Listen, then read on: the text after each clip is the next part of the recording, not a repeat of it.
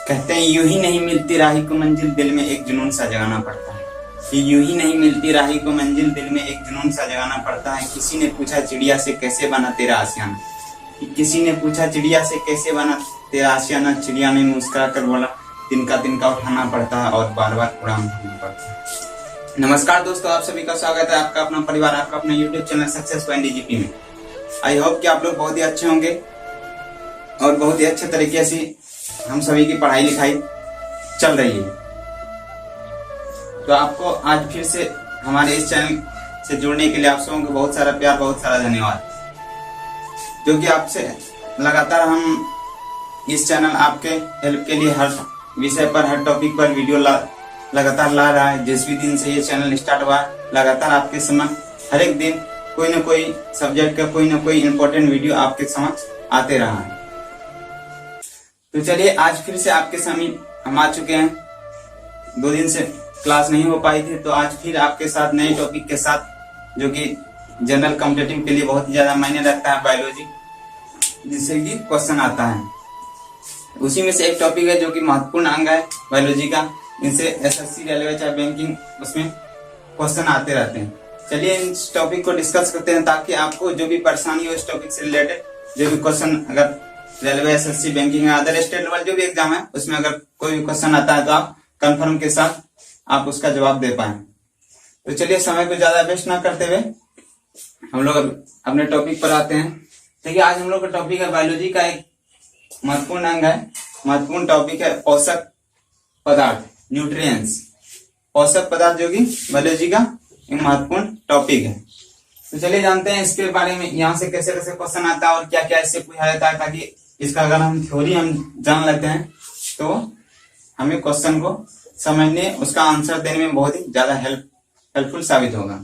आपको पता हो किसी भी चीज का अगर नींव उसका मजबूत कर लेते हैं, चाहे मकान हो, चाहे पढ़ाई हो, चाहे अदर जो भी हो, अगर उसका नींव मजबूत कर लेते हैं तो हमेशा उसका रिजल्ट बेटर ही आता है। तो वही नींव है। थ्योरी क्या होता है? नींव होता है। आप अगर क्वेश्चन सेट बनाते हैं या उसको रटने का प्रयास करते हैं, वो तो आपका टेम्पररी हुआ, आप जाकर एग्जाम में कुछ घंटों के लिए आपको याद होगा या कुछ दिनों के लिए, जो कि आपके माइंड से जा सकता है। अगर आप थ्योरी को बेसिकली समझ लेते हैं तो मेरी ये गारंटी है, मेरी क्या, आपको भी ये विश्वास होगा, अगर आप थ्योरी को, जिस भी थ्योरी का आप समझोगे, आपके दिमाग से निकलना तो दूर कभी भी आप भूल भी नहीं सकते, आपके दिमाग में कभी कंफ्यूजन तक नहीं आ सकता। तो उसी थ्योरी का आप समझेंगे, ताकि इससे रिलेटेड जो भी क्वेश्चन आएगा आप कंफर्म के साथ एक बार में उसका आंसर दे सकते हैं। तो चलिए स्टार्ट करते हैं। देखिए पोषक पदार्थ, तो ये पोषक पदार्थ होता है, ये किसी भी जीव में जो जैविक क्रियाएं होती हैं, बायोलॉजिकल फंक्शन, किसी भी जीव में जो जैविक क्रियाएं होती है उसको संचालन करने के लिए कौन आता है? पोषक पदार्थ। मतलब वे पदार्थ जो शरीर में बायोलॉजिकल फंक्शन को संचालन करने में काम आता है, उसे पोषक पदार्थ कहते हैं। क्लियर? तो ये पोषक पदार्थ होता है ये कि हमारे शरीर, यानी किसी भी जीव का शरीर जो होता है, उसमें जो बायोलॉजिकल फंक्शन होती है, जैविक क्रियाएं होती है, उनको संचालन करने का काम किसका होता है? पोषक पदार्थ का। उसी को हम पोषक पदार्थ कहते हैं, जो कि हमारे शरीर में बायोलॉजिकल फंक्शंस को संचालन करता है, उसे पोषक पदार्थ कहते हैं। क्लियर हो गया होगा? ये तो हालांकि ये आपका डिफिनेशन नहीं आएगा एग्जाम में, लेकिन जानना हमारे लिए जरूरी है, क्योंकि बेसिक कंप्लीट करना है तो इसका बेस से हमें समझना जरूरी है। तो ये तो पोषक पदार्थ है जो कि किसी भी जीव में, मतलब वैसा पदार्थ जो बायोलॉजिकल फंक्शन यानी कि जैविक क्रिया को संचालन करने में मदद करता है, उसे पोषक पदार्थ कहते हैं। क्लियर हो गया? देखिए जैविक क्रियाएं क्या क्या होती है। मान चलिए ये जैविक क्रिया मतलब हमारे शरीर में जो भी जैविक क्रिया होती है उसका संचालन कौन करता है? पोषक पदार्थ। तो हमें ये भी जानना होगा कि जैविक क्रिया हमारे शरीर में क्या क्या होती है, जानना होगा कि नहीं? तो चलिए जानते हैं आखिर ये जैविक क्रिया क्या क्या हमारे शरीर में होती है। जैविक क्रिया देखिए ऊर्जा का उत्पन्न होना, उपापचयी क्रिया और शरीर की टूट फूट की मरम्मत। देखिए हमारे शरीर में जो होती है, जो कि जैविक क्रिया होती है, जैविक क्रिया जो कि ऊर्जा का निर्माण होता है, हमारे शरीर की जो चलती है ऊर्जा का निर्माण, ऊर्जा की आवश्यकता उसको होती है। अगर हम बोल रहे हैं तो उसको ऊर्जा लॉस हो रहा है, यानी ऊर्जा का रूपांतरण हो रहा है, लॉस नहीं होता।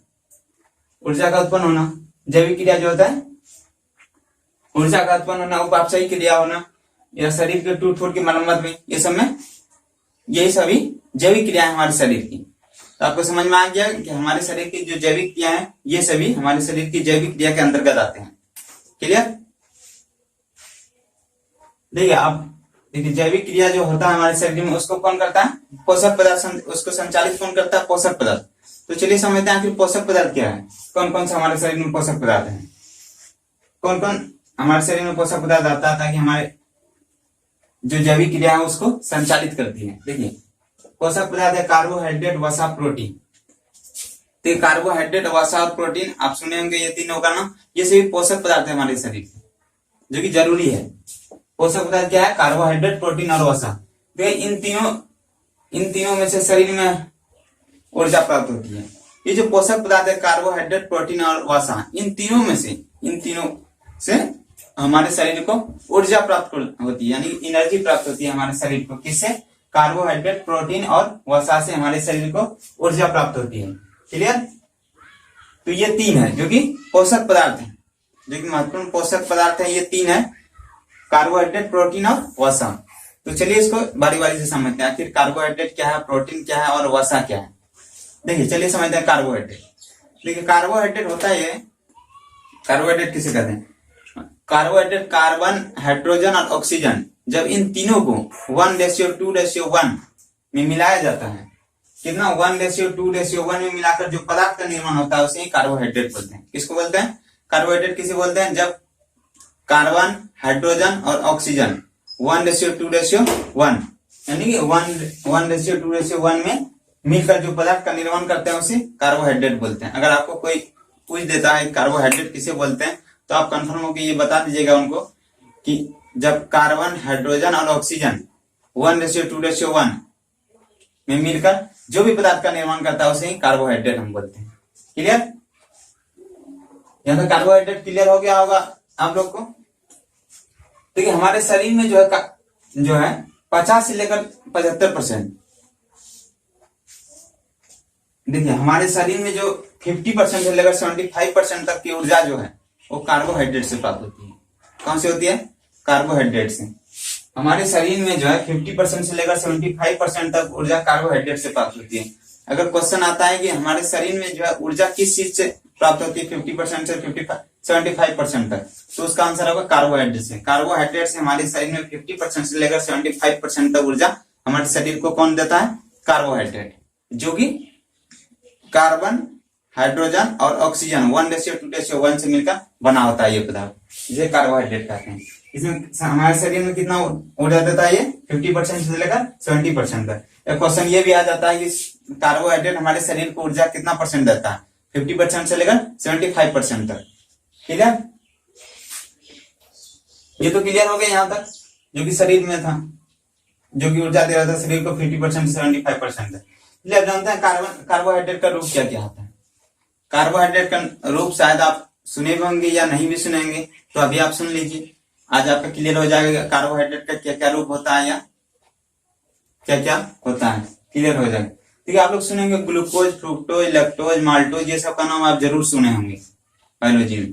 किसका सुने होंगे? Glucose, fructose, lactose, sucrose, maltose, lactose, ये सभी कार्बोहाइड्रेट के रूप है। अगर क्वेश्चन आता है कि माल्टोज किनका रूप है, तो कार्बोहाइड्रेट का। Maltose, glucose, lactose, fructose, glucose, ये सभी कार्बोहाइड्रेट के रूप है। देखिए कार्बोहाइड्रेट के रूप क्या क्या है? Glucose, fructose, galactose, sucrose, maltose, lactose. देखिए ये सभी कार्बोहाइड्रेट के रूप हैं। अब इन कार्बोहाइड्रेट के इन सभी रूपों में से आपको पता होगा कार्बोहाइड्रेट क्या करता है? हमारे शरीर को ऊर्जा प्रदान करता है। लेकिन इन सभी रूपों में से सबसे पहले ऊर्जा कौन प्रदान करता है? ग्लूकोज। कौन करता है? ग्लूकोज। अगर क्वेश्चन आता है कि कार्बोहाइड्रेट का कौन सा ऐसा रूप है जो कि हमारे शरीर को सबसे पहले एनर्जी प्रदान करता है, सबसे ज्यादा एनर्जी कम समय में प्रदान करता है, तो कौन करता है? ग्लूकोज। आपको पता होगा किसी भी व्यक्ति को अगर कोई हरासमेंट होता है तो उसको ग्लूकोज पिलाया जाता है ताकि उसको एनर्जी सबसे पहले बहुत जल्दी तुरंत मिल सके। क्या पिलाया जाता है? ग्लूकोज। ग्लूकोज क्या करता है? सबसे जल्दी ऊर्जा प्रदान करता है हमारे शरीर को, जो कि कार्बोहाइड्रेट का रूप है। सबसे जल्दी एनर्जी प्रदान कौन करता है? ग्लूकोज। ये क्लियर हो गया? ग्लूकोज। देखिए ये फ्रुक्टोज, अब है फ्रुक्टोज। फ्रुक्टोज किससे प्राप्त होता है? शहद से। शहद से क्या प्राप्त होता है? फ्रुक्टोज। फ्रुक्टोज जो है हमें शहद से प्राप्त होता है। कौन से होता है? अगर क्वेश्चन आता है कि फ्रुक्टोज हमें किस चीज से प्राप्त होता है, तो शहद से प्राप्त होता है। क्लियर? तो ऑब्जेक्टिव मान के चलिए क्वेश्चन आता है एसएससी रेलवे बैंकिंग चाहे जो भी एग्जाम उसमें आता है फ्रुक्टोज किस चीज से प्राप्त होता है, तो शहद से क्या प्राप्त होता है, फ्रुक्टोज प्राप्त होता है। और ऊर्जा सबसे पहले शरीर को कौन देता है कम समय में, तो ग्लूकोज देता है। क्लियर, यहाँ तक हो गया होगा फ्रुक्टोज। अब अभी देखिए कार्बोहाइड्रेट के बारे में समझ रहे हम लोग, ठीक है। अगर 1 ग्राम कार्बोहाइड्रेट को 1 ग्राम कार्बोहाइड्रेट को अगर ऑक्सीकरण किया जाता है यानी दहन किया जाता है तो उससे कितने कैलोरी ऊर्जा निकलती है, देखिए सॉरी कार्बोहाइड्रेट को नहीं, देखिए 1 ग्राम ग्लूकोज को जब 1 ग्राम ग्लूकोज को दहन किया जाता है तो उससे कितने कैलोरी ऊर्जा निकलती है, देखिए सुनिएगा। इससे जो है अगर 1 ग्राम ग्लूकोज को अगर पूर्ण ऑक्सीकरण किया जाता है यानी दहन किया जाता है तो उससे 4.2 किलो कैलोरी ऊर्जा उत्पन्न होती है। अगर 1 ग्राम ग्लूकोज को पूर्ण ऑक्सीकरण किया जाता है दहन किया जाता है तो उससे 4.2 किलो कैलोरी ऊर्जा मिलती है हमारे शरीर को। क्लियर, तो कार्बोहाइड्रेट। अब कार्बोहाइड्रेट का कार्य और एक कार्य समझिएगा। कार्बोहाइड्रेट जो है हमारे शरीर में न्यूक्लिक एसिड का निर्माण करता है। क्या करता है, न्यूक्लिक एसिड का निर्माण करता है कौन, हमारे शरीर में कार्बोहाइड्रेट। अगर क्वेश्चन आता है कि हमारे शरीर में न्यूक्लिक एसिड का निर्माण कौन करता है, तो कार्बोहाइड्रेट करता है। और न्यूक्लिक एसिड क्या करता है, न्यूक्लिक एसिड क्या करता है, हमारे जो जेनेटिक गुण है जो कि अनुवांशिकी गुण होती है वो एक पीढ़ी से लेकर दूसरे पीढ़ी में लेकर कौन जाता है, न्यूक्लिक एसिड। लेकिन न्यूक्लिक एसिड का निर्माण कौन करता है, कार्बोहाइड्रेट करता है। देखिए यहाँ पर है कार्बोहाइड्रेट या बॉडी में न्यूक्लिक एसिड का निर्माण करता है, लेकिन न्यूक्लिक एसिड का कार्य है अनुवांशिक गुणों का एक पीढ़ी से दूसरी पीढ़ी लेकर जाना। न्यूक्लिक एसिड का कार्य क्या है, अनुवांशिक गुणों का एक पीढ़ी से लेकर दूसरे पीढ़ी तक लेकर जाना। किसका काम है, न्यूक्लिक एसिड का। क्लियर, यहां तक आपको समझने में परेशानी नहीं हुई होगी। अगर आपको कहीं पर भी लगता है परेशानी है तो आप वीडियो को दोबारा से देखिएगा। हमें उम्मीद है कि आपको कहीं पर भी परेशानी नहीं होगी। अगर आपको लगता है फिर भी परेशानी आपको लग रहा है तो आप हमें कमेंट करके बताइए, हम आपको डिक्लेयर करेंगे अगले वीडियो। यहां तक क्लियर हो गया होगा कि न्यूक्लिक एसिड अनुवांशिकी गुणों को एक पीढ़ी से दूसरी पीढ़ी में लेकर जाता है कौन, न्यूक्लिक एसिड। क्लियर, अब जानते हैं कार्बोहाइड्रेट के स्रोत। आखिर ये कार्बोहाइड्रेट का अगर इतना कम है हमारे शरीर में तो इसका स्रोत क्या क्या है, अगर कार्बोहाइड्रेट कहां से हमको प्राप्त होगा ये भी तो जानना जरूरी है। अगर हमारे शरीर का लगभग सभी उपापचय क्रियाएं कार्बोहाइड्रेट से संपन्न होती है तो कार्बोहाइड्रेट आखिर प्राप्त हमको कहां से होगा, ठीक है। आप कार्बोहाइड्रेट प्राप्त होता है गेहूं से, चावल से, मक्का से, शकरकंद से, ये सभी से कार्बोहाइड्रेट प्राप्त होता है। देखिए कार्बोहाइड्रेट के स्रोत क्या क्या है, गेहूं है, चावल है, मक्का है, बाजरा है, आलू है, शकरकंद है और सलजम है। ये सभी कार्बोहाइड्रेट के स्रोत हैं। क्या कार्बोहाइड्रेट के स्रोत क्या है, मक्का, गेहूं, बाजरा, शकरकंद, आलू, सलजम, ये सभी कार्बोहाइड्रेट के स्रोत है। तो क्वेश्चन आ सकता है कि सलजम किसका स्रोत है, ये सभी सलजम किसका स्रोत, कार्बोहाइड्रेट का। सलजम से क्या प्राप्त होता है, कार्बोहाइड्रेट। गेहूं से क्या प्राप्त होता है, कार्बोहाइड्रेट। चावल, मक्का, आलू, बाजरा, ये सभी से कार्बोहाइड्रेट प्राप्त होती है। क्लियर, ये सभी कार्बोहाइड्रेट के स्रोत हैं। ये तो कार्बोहाइड्रेट का था जो कि पोषक पदार्थ में से था, प्रोटीन था, वसा था और कार्बोहाइड्रेट, जिसे कि हम लोग कार्बोहाइड्रेट को ऑलरेडी समझ चुके हैं। कार्बोहाइड्रेट का हमें लगता है कि आपको कहीं पर भी दिक्कत नहीं हुई होगी कार्बोहाइड्रेट को समझने में। तो चलिए आगे बढ़ते हैं, प्रोटीन को समझते हैं। प्रोटीन क्या है, एक पोषक पदार्थ है। पता है आप लोग को, पहले भी हम बता चुके हैं प्रोटीन एक पोषक पदार्थ है। देखिए प्रोटीन एक केमिकल कंपाउंड है, पोषक पदार्थ का अंग है प्रोटीन। देखिए प्रोटीन को समझते हैं। प्रोटीन एक केमिकल कंपाउंड है यानी कार्बनिक यौगिक है जो 20 एमिनो अम्ल से मिलकर बना होता है। प्रोटीन जो है एक कंपाउंड यौगिक है, केमिकल कंपाउंड है। प्रोटीन क्या है, केमिकल कंपाउंड है, रासायनिक यौगिक है, कार्बनिक यौगिक है जो 20 एमिनो अम्ल से मिलकर बना होता है। प्रोटीन क्या है, कार्बनिक यौगिक है, केमिकल कंपाउंड है और यह 20 एमिनो अम्ल से मिलकर बना होता है कौन, प्रोटीन। तो क्वेश्चन आता है कि प्रोटीन कितना एमिनो अम्ल से मिलकर बना होता है, तो उसका आंसर होगा 20 एमिनो अम्ल से मिलकर बना होता है कौन, प्रोटीन। क्लियर,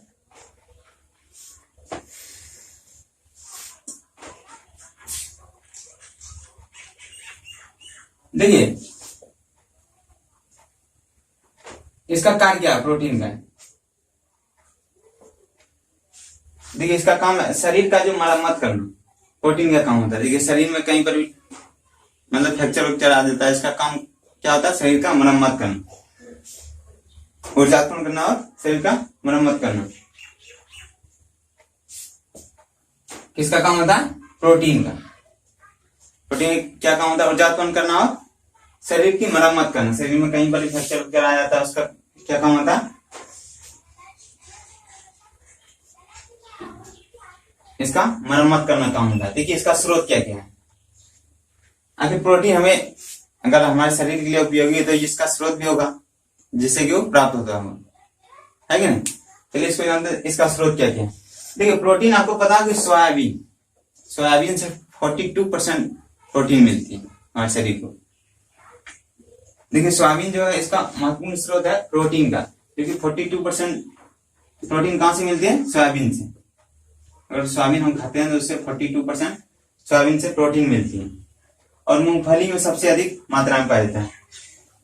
देखिए इसका स्रोत जो सोयाबीन और मूंगफली है, जो कि इन दोनों में से सबसे ज्यादा मात्रा में प्रोटीन पाया जाता है। सोयाबीन में 42% और इसमें भी कुछ परसेंट पाया जाता है मूंगफली। तो इन दोनों में सबसे ज्यादा प्रोटीन किसमें पाया जाता है? सोयाबीन और मूंगफली में सबसे ज्यादा प्रोटीन पाया जाता है।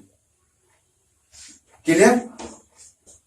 प्रोटीन किसमें पाया जाता है? सोयाबीन और मूंगफली में सबसे ज्यादा पाया जाता है। देखिए आप समझते हैं आखिर 1 ग्राम प्रोटीन को अगर दहन किया जाए, ऑक्सीकरण किया जाए यानी कि जलने से, अगर 1 ग्राम प्रोटीन को अगर दहन किया जाए तो 4.1 किलो कैलोरी ऊर्जा उत्पन्न होती है। कितना होती है? अगर 1 ग्राम प्रोटीन का अगर दहन किया जाए, जलाया जाए तो उससे 4.1 किलो कैलोरी ऊर्जा उत्पन्न होती है। जबकि कार्बोहाइड्रेट में कितना था? 4.2 किलो कैलोरी। अगर ग्लूकोज का ऑक्सीकरण किया जाए, दहन किया जाए तो उसमें 4.2 किलो कैलोरी ऊर्जा उत्पन्न हो रहा था। लेकिन इसमें है 1 ग्राम प्रोटीन को अगर जलाया जाए तो 4.1 किलो कैलोरी ऊर्जा उत्पन्न होगी। किसमें? प्रोटीन में। चलिए आप समझते हैं, ये तो क्लियर हो गया यहां तक। देखिए प्रोटीन की कमी से कुछ रोग भी होते हैं, आपको पता होगा या नहीं भी पता हो सकता है कि प्रोटीन की कमी से देखिए रोग कौन कौन है। देखिए प्रोटीन की कमी से जो बच्चों में रोग होते हैं, वार्षिक वर्कर रोग होता है, मरासमस रोग भी होता है। वार्षिक वर्कर और मरासमस रोग किससे होता है? प्रोटीन की कमी से बच्चों में हो जाती है। मरासमस रोग और वार्षिक वर्कर रोग और मरासमस रोग प्रोटीन की कमी से बच्चों में हो जाती है। क्लियर? देखिए चलिए इसका स्रोत और भी स्रोत जानते हैं प्रोटीन का। देखिए मुख्य और सब स्रोत क्या क्या है। ये तो ऊपर में आपको बताया था मुख्य स्रोत कौन सा है, जो कि सोयाबीन और आया था मूंगफली, इसका मुख्य स्रोत था। और इसका और भी स्रोत है, देखिए जैसे दाल, दूध, दही हो गया, मछली, अंडा, ये सभी क्या है? प्रोटीन के मुख्य स्रोत में से आते हैं। प्रोटीन के स्रोत में से आते हैं दाल, दूध, दही, सोयाबीन, अंडा, मछली, ये सभी प्रोटीन के स्रोत हैं, जिससे कि हमारे शरीर को प्रोटीन प्राप्त होती है। किससे? दाल से, दूध से, दही से, मछली से, अंडा से और सोयाबीन से, पनीर से, इन सभी से हमारे शरीर को प्रोटीन प्राप्त होती है। यहां तक क्लियर हो गया? कार्बोहाइड्रेट हम लोग समझ लिए, प्रोटीन समझ लिए, इसका सब चीज जान भी लिए। अगला क्या है? वसा। अगला क्या है? वसा। कार्बोहाइड्रेट, प्रोटीन और वसा, ये क्या है? पोषक पदार्थ था, जिसमें से कार्बोहाइड्रेट को हम लोग जान लिए, प्रोटीन को भी जान लिए। अब वसा के बारे में देखिए, वसा में क्या है? जब कार्बन, हाइड्रोजन और ऑक्सीजन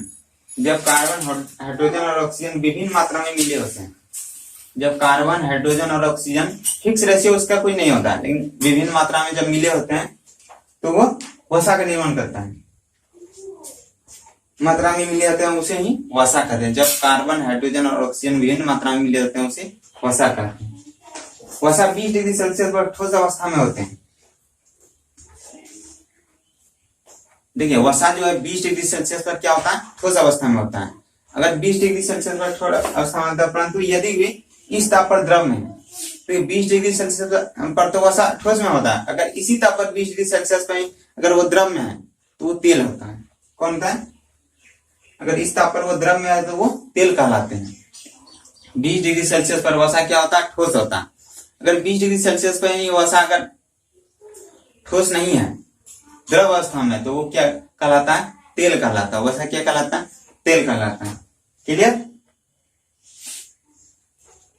देखिए हमारे जो कि सामान्य मनुष्य को 20 से 30% ऊर्जा कहां से प्राप्त होती है? वसा से। कहां से होती है?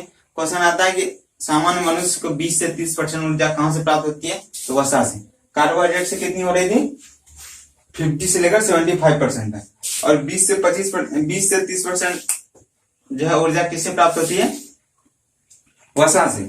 हमारे शरीर को, सामान्य व्यक्ति के शरीर को 20 से 30% ऊर्जा जो है वसा से प्राप्त होती है।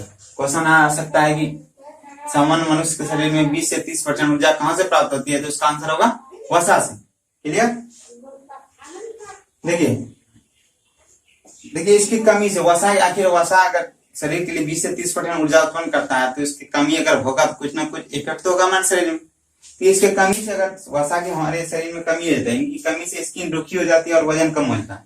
आप सुनेंगे किसी का वजन कम हो जाता है या स्किन मतलब बदल जाता है, रूखा टाइप का हो जाता है, तो उसका वसा की कमी के कारण ही होती है। किसी का वजन अगर कम होता है या स्किन उसका रूखा हो जाता है तो वसा की कमी की वजह से ये प्रॉब्लम होती है, ये बीमारी होती है। क्लियर? इसके कार्य समझिए। देखिए इसका कार्य है शरीर को ऊर्जा प्रदान करना। किसका कार्य है? वसा का। वसा कार्य शरीर को ऊर्जा प्रदान करना, स्किन के नीचे जमा होकर शरीर के ताप को नियंत्रित करना। तो वसा का कार्य शरीर को ऊर्जा प्रदान करना और स्किन के नीचे में दबकर जमा होकर शरीर के ताप को नियंत्रित करना। ताप जो कि नियत ताप होता है शरीर के लिए, जो कि इफेक्ट नहीं करे, शरीर को हानिकारक नहीं पहुंचाए, हानि नहीं पहुंचाए, उस ताप को कौन नियंत्रित करता है? वसा करता है, जो कि शरीर स्किन के नीचे जमा हुआ रहता है। कौन? वसा। और शरीर में जो अंग होता है, जो शरीर में जो भी हमारा पार्ट ऑफ बॉडी है, बॉडी का पार्ट है, उसका जो अंग है उसको चोटों से बचाता है। चोटों से बचाता है कौन? वसा। हमारे शरीर को क्वेश्चन अगर आ सकता है कि हमारे शरीर को चोटों से कौन बचाता है, तो वसा हमारे शरीर को चोटों से बचाता है। आप चलिए समझते हैं कि आखिर 1 ग्राम वसा का अगर दहन किया जाए, अगर 1 ग्राम वसा का दहन किया जाए तो कितना कैलोरी ऊर्जा उत्पन्न होगी? अगर 1 ग्राम वसा का अगर दहन करते हैं तो 9.2 किलो कैलोरी ऊर्जा उत्पन्न होगी। कितना होगी? 9.2 किलो कैलोरी ऊर्जा उत्पन्न होगी अगर 1 ग्राम वसा का दहन करते हैं। 1 ग्राम वसा का अगर दहन करते हैं कितना होगा? 9.2 किलो कैलोरी ऊर्जा उत्पन्न होगी। यहाँ पर क्या था प्रोटीन में, तो 1 ग्राम प्रोटीन का दहन करते हैं तो उसमें 4.1 किलो कैलोरी ऊर्जा उत्पन्न होगी। 4.1 किलो कैलोरी ऊर्जा उत्पन्न होगी। इसमें कार्बोहाइड्रेट में क्या था? अगर ग्लूकोज को अगर दहन करते हैं तो 4.2 किलो कैलोरी ऊर्जा उत्पन्न होती है। देखिए इन तीनों में से एक महत्वपूर्ण बात है। देखिए इन तीनों में से, देखिए वसा का अगर दहन करते हैं 9.2 किलो कैलोरी ऊर्जा उत्पन्न होती है। अगर इसका प्रोटीन का करते हैं तो 4.1 किलो कैलोरी ऊर्जा उत्पन्न होती है। और जबकि इसका करते हैं तो कार्बोहाइड्रेट का यानी कि ग्लूकोज का करते हैं तो 4.2 किलो कैलोरी होती है। इन तीनों में से सबसे ज्यादा प्रोटीन किससे प्राप्त होता है? सबसे ज्यादा एनर्जी जो प्राप्त होती है किससे होती है? वसा से। सॉरी, सबसे ज्यादा ऊर्जा जो प्राप्त होती है वो कार्बोहाइड्रेट से होती है। किससे होती है? कार्बोहाइड्रेट से। वसा, प्रोटीन और कार्बोहाइड्रेट में से सबसे ज्यादा ऊर्जा शरीर को किससे प्राप्त होती है? तो कार्बोहाइड्रेट से होती है। क्योंकि कार्बोहाइड्रेट में देखिए यहाँ पर हम ऑलरेडी पहले भी बताए थे कि हमारे शरीर में 50% से लेकर 75% तक वसा ऊर्जा कौन देता है? कार्बोहाइड्रेट देता है। क्लियर?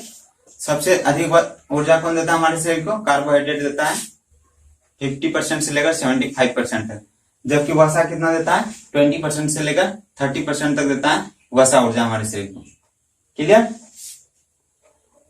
अगर पूछता है कि प्रोटीन कितने एमिनो अम्ल से मिलकर बना होता है तो 20 एमिनो अम्ल, 20 एमिनो अम्ल से मिलकर बना होता कौन? प्रोटीन। तो ये आज का टॉपिक था। आई होप कि आपको ये टॉपिक बहुत ही अच्छे तरीके से समझ में आया होगा। अगर नहीं आया है तो वीडियो को दोबारा से स्टार्ट कीजिए ताकि आपको समझने में कोई भी परेशानी नहीं होगी, क्योंकि इसमें पूरा भी डिक्लेयर करके सब चीज बताया गया है ताकि आपको, अगर आपको एक बार में समझ में नहीं आता दोबारा स्टार्ट कीजिए, तिबारा स्टार्ट किए, आपको 2 बार देखिए तो 100% है कि आपको समझ में आ जाएगा, क्योंकि आपके माइंड की उतनी कैपेबिलिटी होगी जो कि इसको 2 से 3 बार में एडजस्टमेंट कर सकता है। क्लियर? तो चलिए आज का था यही पोषक पदार्थ था। जो कि न्यूट्रिएंट्स, जो कि हमारे competitive exam point of view से मोस्ट इंपॉर्टेंट है। This theory very important for all competitive exam and other state level exam. तो चलिए आज का टॉपिक हम लोग यहीं समाप्त करते हैं, फिर मिलते हैं आपसे अगले टॉपिक में। कोई अच्छा सा टॉपिक होगा या तो बायोलॉजी होगा। वैसे हम लोग का और एक टॉपिक चल रहा है संविधान। संविधान प्लेलिस्ट में ऑलरेडी एक प्लेलिस्ट तैयार किया गया है जिसमें संविधान से रिलेटेड हर एक वीडियो आपके पास अवेलेबल होगा, और मैथ का भी किया गया है, रीजनिंग का भी किया गया है।